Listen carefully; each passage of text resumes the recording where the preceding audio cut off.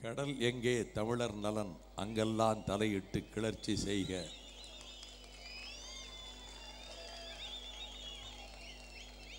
என்ற கவிஞனின் வரிகளை நான் மறவாமல் இருப்பதற்காக இனி எஞ்சியிருக்கிற வாழ்நாட்களிலும் ஓயாது போராடுவதற்காக என் நெஞ்சுக்கும் தோள்களுக்கும் வலிமையும் ஊக்கத்தையும் தர வேண்டும் என்கின்ற உன்னதமான நோக்கத்தோடு என் ஆருயிர் சகோதரர்கள் மறுமலர்ச்சி திராவிட முன்னேற்றக் கழகத்தின் கண்மணிகள் இமைப்பொழுதும் நெஞ்சில் நீங்காது என்னை இயக்கிக் கொண்டிருக்கக்கூடிய சகாக்கள், வரலாற்று புகழ் படைத்த நான்மாடக்கூடலில் பொங்குமாங்கடல் புறப்பட்டு வந்ததைப் போல திரண்டிருக்கின்ற இந்த பிரம்மாண்டமான கூட்டத்தில்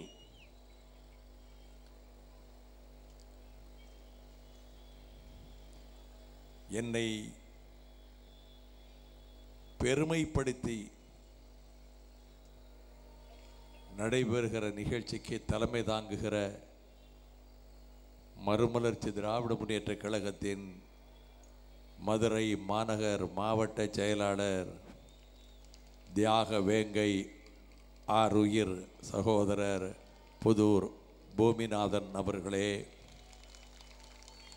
வரவேற்புரை ஆற்றிய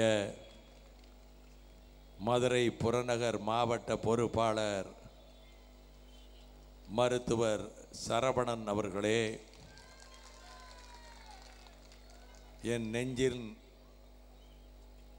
அனைத்து அறைகளையும் நிரந்தரமாக வயப்படுத்தி கொண்டிருக்கின்ற மறுமலர்ச்சி திராவிட முன்னேற்றக் கழகத்தின் அவை தலைவர் அண்ணன் திருப்பூர் துரைசாமி அவர்களே, ஆருயிர் சகோதரர்களான பொருளாளர் டாக்டர் மாசிலாமணி, துணை பொதுச் செயலாளர்கள் நாசரேத் துரை, மல்லை சத்யா, துரை பாலகிருஷ்ணன், ஆட்சி மன்ற குழுவினுடைய செயலாளர் தியாக வேங்கை கணேசமூர்த்தி, அரசியல் ஆலோசனை குழுவின் செயலாளர் தியாக வேங்கை புலவர் செவந்தியப்பன், அரசியல் ஆய்வு மையத்தின் செயலாளர் ஈழ வாழேந்தி செந்தில் அதிபன்,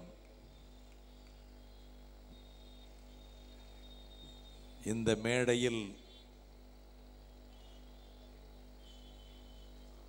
என்னை பாராட்டி உரை நிகழ்த்திய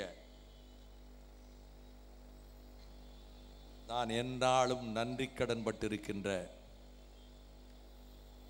5 மாவட்ட பாசன விவசாயிகள் சங்கத்தின் தலைவர் கண்ணியத்துக்குரிய KM அப்பாஸ், உடல் நலன் மிகவும் பாதிக்கப்பட்டிருக்கின்ற நிலையில் ஏறத்தாழ 1 மாத காலத்துக்கு முன்னால் நானும் என் துணைவியார் அவர்களும் அவரது இல்லத்திற்கு சென்று அவரது உடல் நலன் குறித்து எங்கள் கவலைகளை வெளிப்படுத்தி அவர் பூரண சுகம் பெற வேண்டும், தேக ஆரோக்கியம் பெற வேண்டும் என்று இயற்கை அன்னையை இறைஞ்சிவிட்டு வந்தபோது என் நெஞ்சிலே ஏற்பட்ட சஞ்சலம் மறைகின்ற விதத்தில் நீங்கள் வந்து சென்றதற்கு பிறகு நான் சுகம் பெற்று வருகிறேன் என்று இந்த மேடைக்கு வந்து அரிய உரைதனை தந்து இன்னும் பல ஆண்டுகள் அவர் ஆரோக்கியமாக வாழ வேண்டும். என் போன்றவனுக்கு சந்தேகங்களை தொழில்நுட்ப பிரச்சனைகளிலே போக்குவதற்கும் போராட்ட வழிகளை வடிவமைத்து கொடுப்பதற்கு அப்பாஸ் அவர்களோடு ஆலோசனை சொல்லுவதற்கும் இயற்கை அன்னையே, நான் மதிக்கின்ற பொறியாளர் விஜயகுமார் பல்லாண்டு காலம் வாழ அருள் செய்வாய் தாயே என்று நான் மனதிலே எண்ணிக்கொண்டிருந்த நேரத்தில் அவர் எங்கே இவ்வளவு நேரம் நின்று கொண்டு பேசுகிறார்களே, இப்பொழுதுதானே சற்று தேறி வந்திருக்கிறார், உடல்நலம் பாதிக்கப்பட்டு விடக்கூடாதே என்று நான் மனதிற்குள் கவலைப்பட்டேன். அவர்கள் மிக உன்னதமான உரை தந்து அமர்ந்திருக்கின்ற தமிழ்நாடு மூத்த பொதுப்பணித்துறை பொறியாளர்கள் சங்கத்தின் துணை தலைவர் விஜயகுமார் இந்த நிகழ்விலே எடுத்த காரியத்தை முன்னெடுத்து செய்ய தோள் கொடுத்து துணை நின்ற மாவட்ட செயலாளர்களான தேனி மாவட்ட செயலாளர் சந்திரன், விருதுநகர் மாவட்ட செயலாளர் RMS, ராமநாதபுரம் மாவட்ட பொறுப்பாளர் ராஜா, திண்டுக்கல் மாவட்ட செயலாளர் செல்வராகவன்,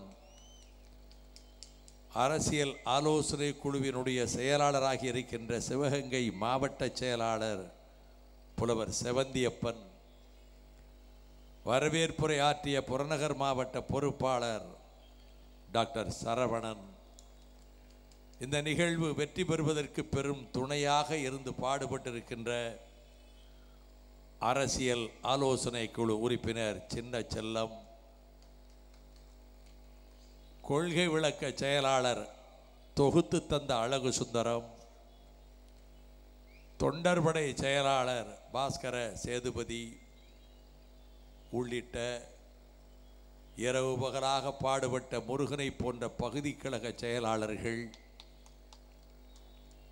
வண்ண பதாகைகளை எண்ணப்படி அமைத்து தருவதனாலேயே காண்போர் நெஞ்சத்தை கவருகின்ற வழிகளை படியாற்றிய சுந்தரை போன்ற தொண்டர்கள் உள்ளிட்ட கழகத்தின் கண்மணிகளே, மாவட்ட செயலாளர்களே, உயர்நிலை குழு உறுப்பினர்களான DRR செங்குட்டுவன், பாலவாக்கம் சோமு உள்ளிட்ட மாநாட்டில் இதற்கு முன்பு இதுபோல ஒரு நிகழ்வை காட்டிய மணிமாறன் உள்ளிட்ட மாவட்ட செயலாளர்களே, பல்வேறு அரசியல் கட்சிகளைச் சேர்ந்த இனிய நண்பர்களே,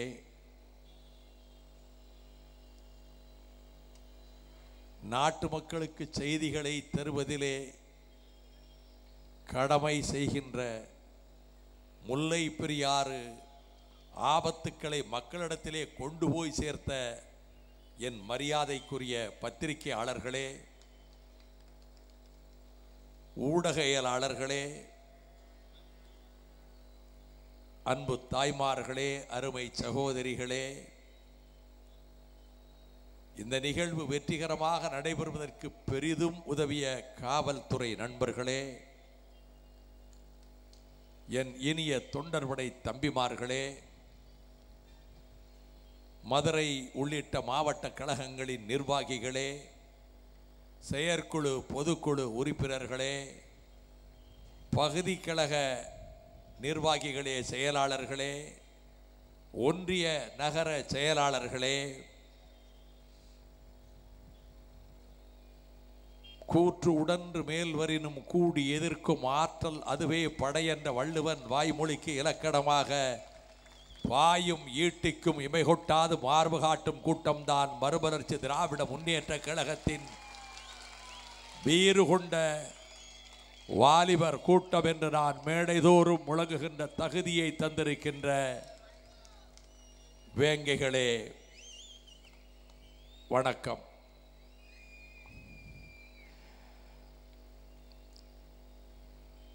மேடையில் வந்து நான் அமர்ந்து திட்டமிட்டபடி 7 மணிக்கு தொடங்க இயலாமல் தாமதமானதற்கு காரணம், என் கருத்துக்கு இசைந்து அதை செயல்படுத்திய பூமிநாதன் சொல்லியவாறு ஏற்பாடு செய்யப்பட்ட புகைப்படங்கள் ஒரு வாகனத்துக்குள்ளே சிக்கிக் கொண்டதனால் வர தாமதமானதால் 3 உயிர்கள் தங்களை பலியிட்டுக் கொண்டார்களே, முல்லை பெரியாரை காக்க ஜெயபிரகாஷ் நாராயணன், இடிமுழக்கம் சேகர், சின்னமனூர் ராமமூர்த்தி, அந்த 3 வீர தியாகிகளுக்கு மலர் மாலைகளை அவர்களின் படங்களுக்கு சூட்டிவிட்டு உங்கள் முன்னால் நிகழ்வுகளை நாங்கள் தொடங்கினோம்.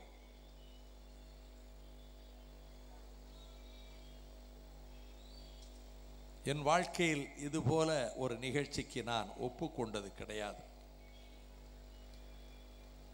நான் பிறந்த நாள் விழா கொண்டாடுவது இல்லை. கொண்டாடுகிற அளவுக்கு நான் பெரிய தலைவன் அல்ல.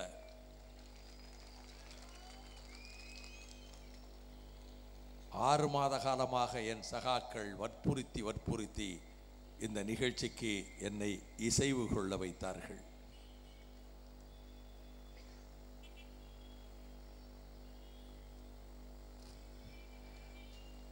என்ன செய்ய போகிறார்கள் என்று நான் முதலில் அறிந்து கொள்ளவில்லை. பின்னர் சொன்னார்கள், ஐம்பொன்னாலான பென்னி குக் சிலை தருகிறோம், என் கிராமத்து மண்ணில் என் வீட்டிலே அந்த சிலையை வைத்துக் கொள்ளுவதிலே எனக்கு மகிழ்ச்சி என்று சொன்னேன். தங்கவாள் தரப்போகிறோம் என்றார்கள்.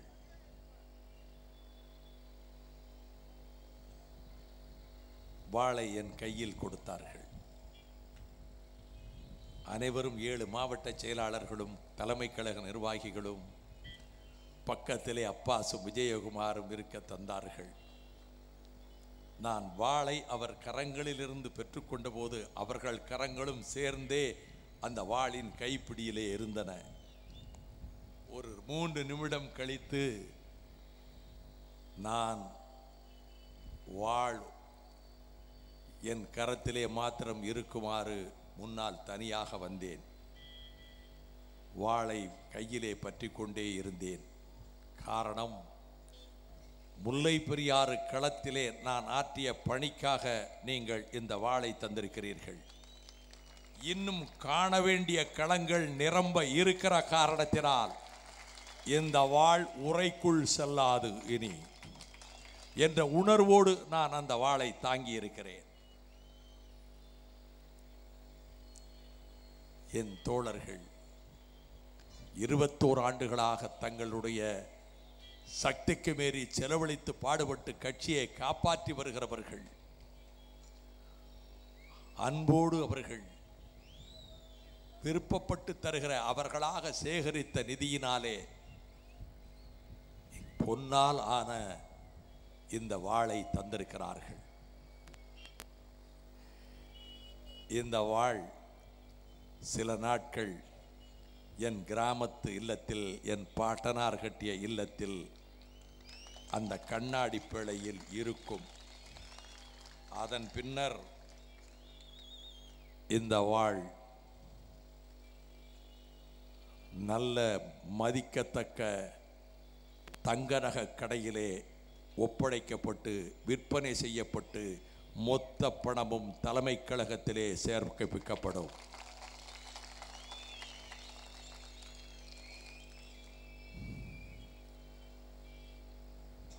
நான் நீண்ட நாள் வாழ ஆசைப்படுகிறேன். முன்பெல்லாம் அப்படி நான் நினைத்தது கிடையாது. வாழ்வு எந்த நிமிடமும் முடியக்கூடியது. நொடிப்பொழுதில் விபத்திலே உயிர் போகலாம். இருதய அறைகளை சுற்றி கொண்டிருக்கக்கூடிய தமனிகளிலே இருக்கின்ற ரத்தம் தடைபட்டு போனால் கணப்பொழுதிலே உயிர் பிரிந்து போகலாம். ஆக நித்தியமில்லாத இந்த ஜீவன் என்றும் போகலாம். அதை பற்றி நான் இதற்கு முன்பெல்லாம் நான் நெடுநாள் வாழ வேண்டும் என்று நான் ஆசைப்பட்டது கிடையாது. ஆனால் கொஞ்ச நாட்களாக நீண்ட நாள் நான் வாழ இயற்கை தாய் எனக்கு வரம் கொடுக்க வேண்டும் என்று நான் ஆசைப்படுகிறேன். காரணம், தமிழகத்தை முற்றுகையிடுகிற ஆபத்துக்களை பார்க்கிறேன். ஆயிரம் ஆண்டுகளாக வாழ்ந்த இந்த தமிழகம், உலகத்தின் முதல் மூத்த கொடி தோன்றிய தமிழகம், முதல் நாகரீகம் தந்த தமிழகம். நான் 2-3 நாட்களுக்கு முன்னால் மதுரை வழக்கறிஞர் சங்கத்திலே நீதிமன்ற வளாகத்திலே உரையாற்றிய போது குறிப்பிட்டதை போல, உலகில் எங்கும் இல்லாத இத்தனை பெருமைகளை பெற்றிருக்கக்கூடிய தமிழகம் இயற்கை வளத்தால், பாய்ந்தோடும் நதிகளால், சூழ்ந்திருக்கும் கடலால், ஓங்கி எழுந்த மலைகளால், வீசும் காற்றால், எழுந்த பண்பால், எல்லா சிறப்புகளையும் பெற்றிருக்கக்கூடிய இந்த தமிழகம் நாலா திசைகளிலும் சூழ்ந்து வருகின்ற ஆபத்துக்களால் பேர் அழிவை சந்திக்க நேருமோ என்கின்ற அச்சமும் கவலையும் சின்னஞ்சிறு குழந்தைகளை பார்க்கிற போது, இந்த குழந்தைகள் பெரியவர்களாகிற போது நான் இருக்க போவதில்லை, தமிழகம் எப்படி இருக்கும் என்ற கவலை என்னை ஆக்கிரமிப்பதனாலே சின்ன வயதிலே நான் கல்கியின் பொன்னியின் செல்வனையும் சிவகாமியின் சபதத்தையும் படித்து இந்த மண்ணின் மீதும் தமிழர் வாழ்வின் மீதும் பெற்ற பற்று, பேரறிஞர் அண்ணாவினுடைய எழுத்துக்களை படித்து பேச்சுக்களை கேட்டு இந்த தமிழ் குலத்துக்கு நம்மால் ஆன பணியாற்ற வேண்டும் என்ற உணர்வோடு 50 ஆண்டுகளுக்கு மேலாக நான் பொது வாழ்விலே இருந்து வருகிறேன். 1964 ஆகஸ்ட் மாதத்தில் சென்னை கோகலே மண்டபத்தில் இந்தி ஆதிக்க எதிர்ப்பு கருத்தரங்கத்தில் பேரறிஞர் அண்ணா அவர்கள் முன்னால் நான் பேசினேன். 50 ஆண்டுகள் ஓடி மறைந்து விட்டன. இந்த வாழ்க்கையில் நான் பெரிதாக எதையும் சாதித்து விட்டதாக நான் கருதவில்லை. என் சக்திக்கு ஏற்ற அளவுக்கு இந்த மண்ணுக்கும் மக்களுக்கும் பாடுபட்டிருக்கின்றேன். இப்பொழுது ஏற்பட்ட ஆபத்து கடந்த காலங்களில் ஏற்படவில்லை,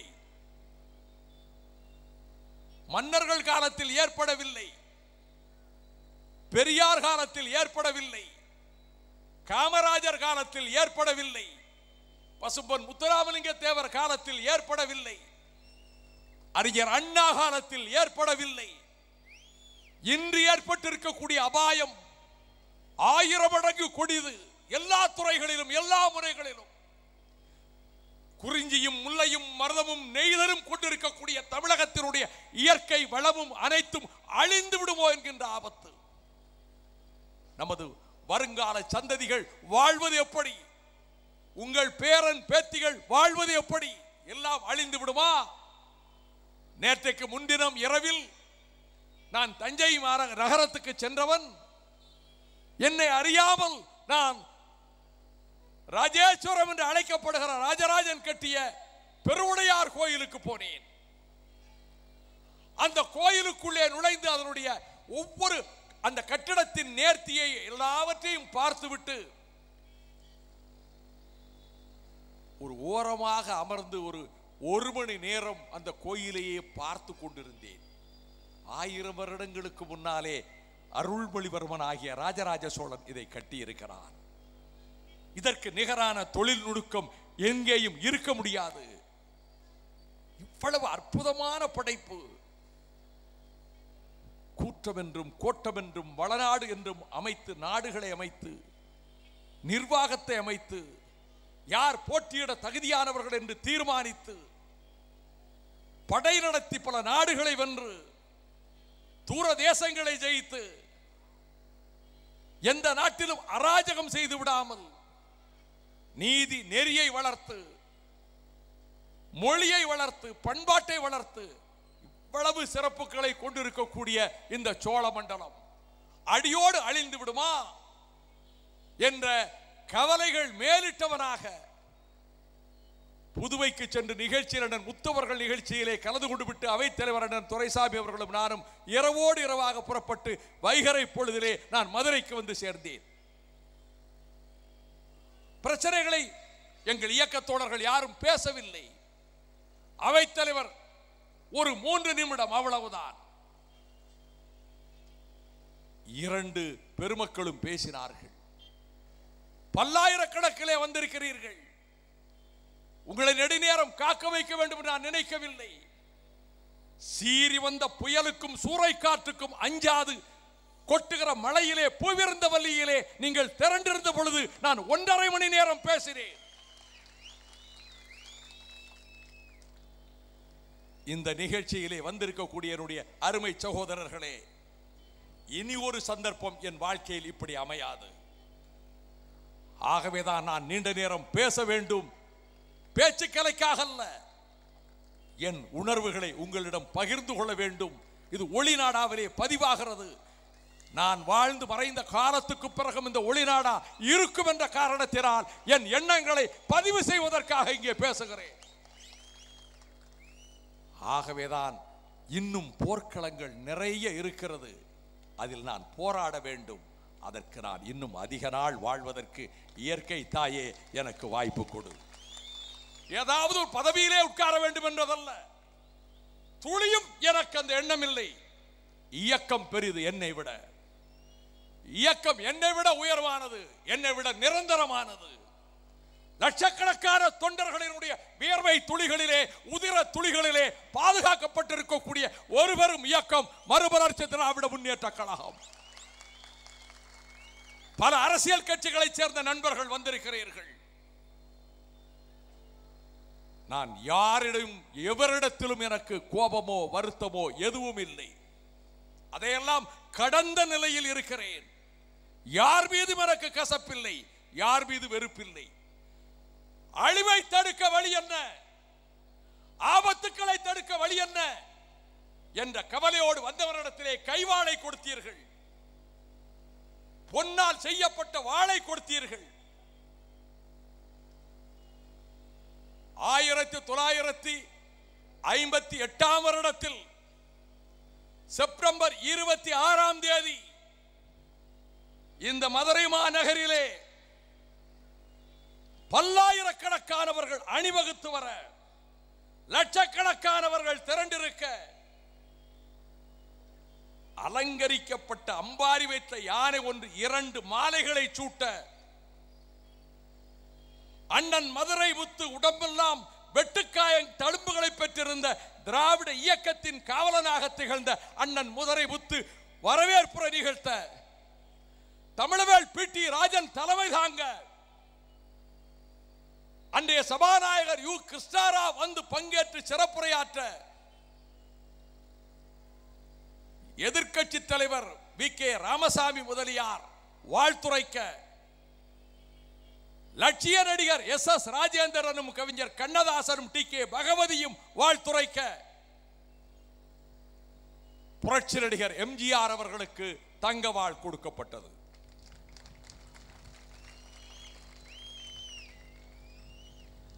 யானை 2 மாலைகள் போட்டது.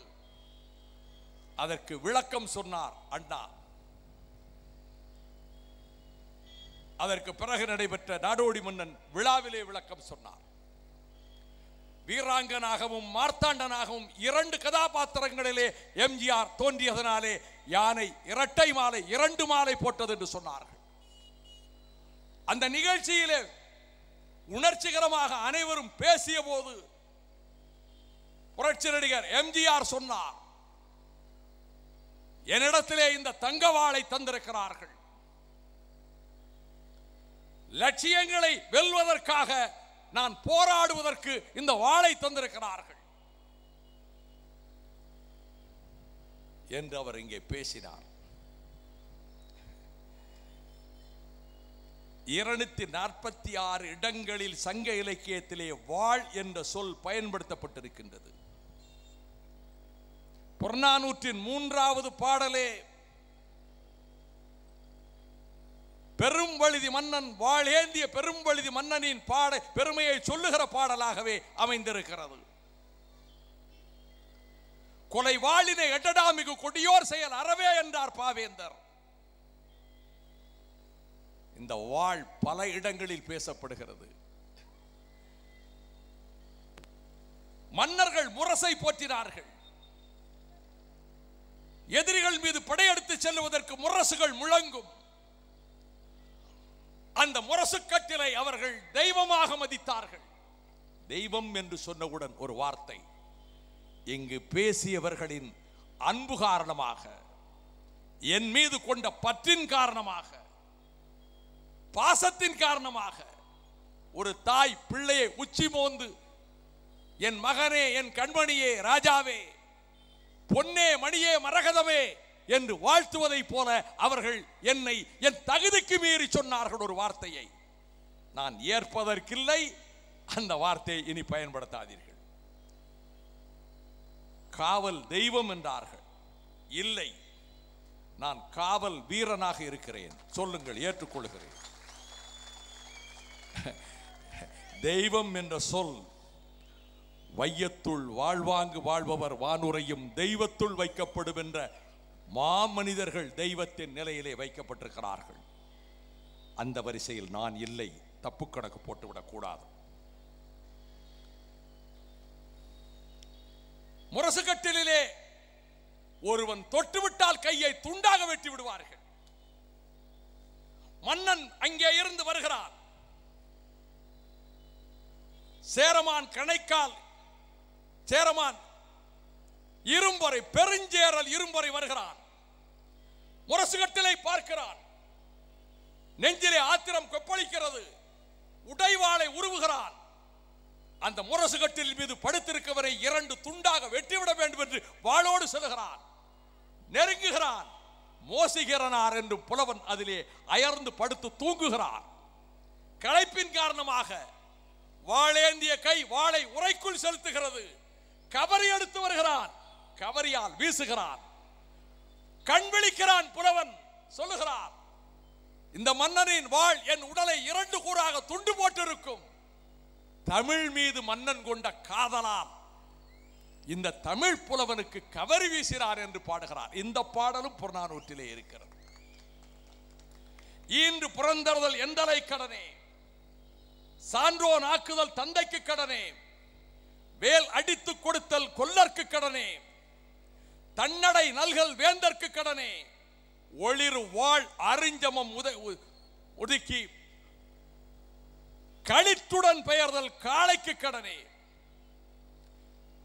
வேளத்தையும் வீழ்த்துகின்றவன் ஒளிரு வாழ் அறிஞ்சமம் முறுக்கி களித்துடன் பெயர்தல் காளைக்கு கடனே. காளைக்கு கடன், வாலிபனுக்கு கடமை. வாழ் ஏந்துவது, வேளத்தையும் வீழ்த்துவது. காண முயல் எய்த அம்பினில் யானை பிழைத்த வேல் ஏந்தல் இரிது. காட்டு முயலுக்கு குறிவைக்காதே. மதம் பிடித்து வருகின்ற மத்தகத்தின் மீது உன் வாளை ஓச்சு, வேலை பாய்ச்சு. இது தமிழர்களின் வீரம். இத்தகைய இந்த வாளுக்கு 246 இடங்களில் சங்க இலக்கியத்தில் வாளை பற்றிய குறிப்புகள் வருகிறது. வேலோடும் வாளோடும் வாழ்ந்தவர்கள், வாளேந்தி வாழ்ந்தவர்கள், தாளாண்மை இன்றி தாளாண்மை தயங்காமல் செய்தவர்கள், வேளாண்மை செழிக்க வாழ்ந்தவர்கள், படை நடத்தி வென்றவர்கள். ஆகவே இந்த தங்க வாளை தந்தபோது நான் நினைத்தேன், நேதாஜியின் ஞாபகம் தான் வந்தது. 1943ஆம் வருடம் செப்டம்பர் 26ஆம் தேதி லட்சக்கணக்கான தமிழர்கள் அவர் முன்னால் அணிவகுத்தார்களே, ரத்தம் சிந்தினார்களே, தாய்மார்கள் தங்கள் கழுத்திலே இருக்கிற தங்க சங்கிரிகளை கொண்டு போய் கொடுத்தார்களே.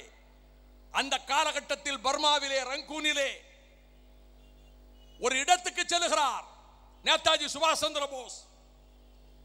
அங்கே ஒரு கல்லறை இருக்கிறது. அந்த கல்லறைக்கு முன்னால் கீழே விழுந்து வணங்குகிறார். கல்லறைக்கு முன்னால் நின்று பேசுகிறார்.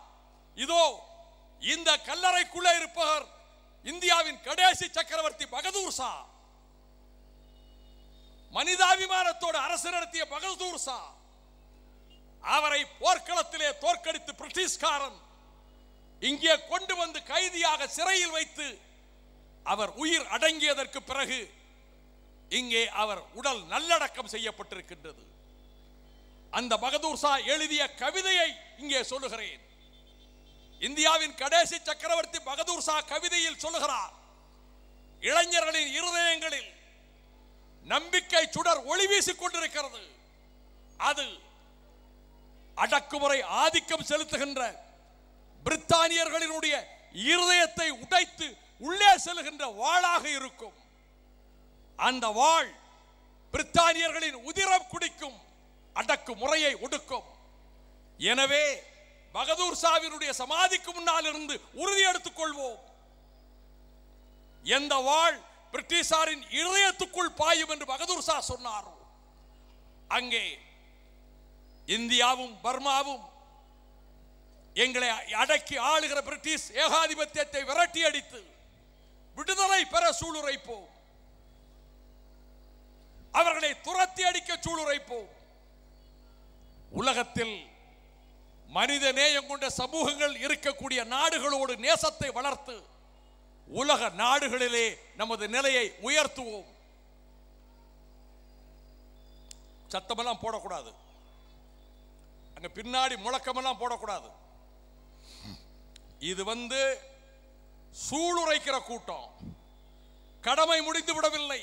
முல்லை பெரியாரை விட நூற்றுக்கணக்கான ஆபத்து சூழ்ந்திருக்கிற நேரத்தில் சரியான நேரத்தில் இந்த நிகழ்ச்சியை நடத்துகிறீர்கள். அண்ணன் விஜயகுமார் சொன்னார், 6 மாத காலமாக உங்களிடம் தேதி கேட்டார்களாமே, இதற்கு முன்னரே உங்களுக்கு நடத்தியிருக்க வேண்டும் பாராட்டு விழா என்றார்.